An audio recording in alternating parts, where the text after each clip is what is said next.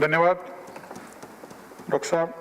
Next speaker is Tiruchi Siva, not present. Shri Vijay Sai Reddy, not present. Next speaker Shri Ramchandra Prasad Singh.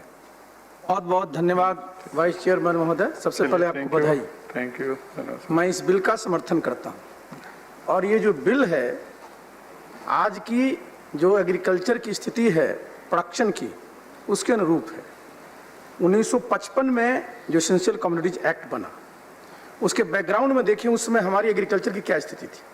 Agriculture economy क्या थी, हम लोग उसको कहते थे स्कार्सिटी एरा।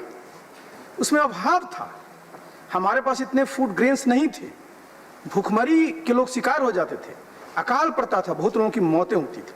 और इसीलिए ये कानून 1955 में बना कि हम लोग बाहर के देशों पर आश्रित थे।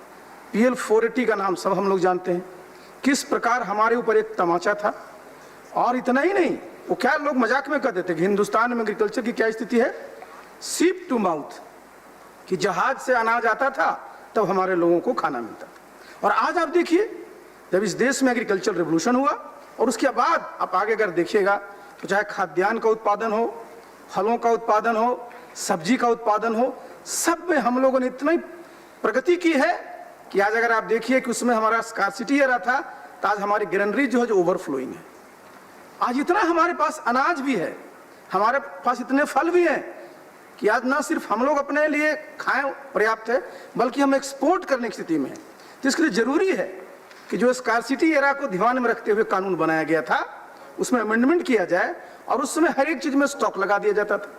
और इसके चलते होता था क्या कि लोग डरते थे।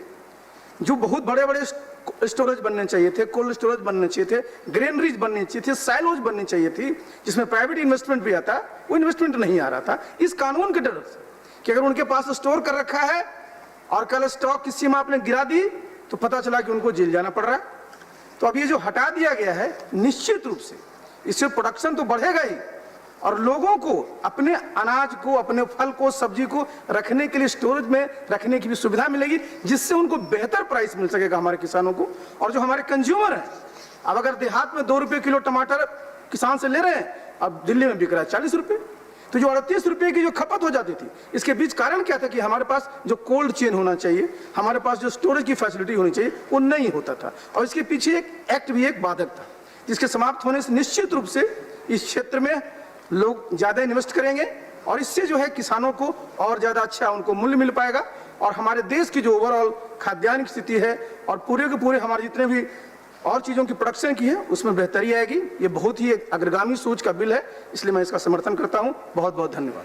धन्यवाद RCP Singh ji. Next speaker is professor Manoj Kumar Jha.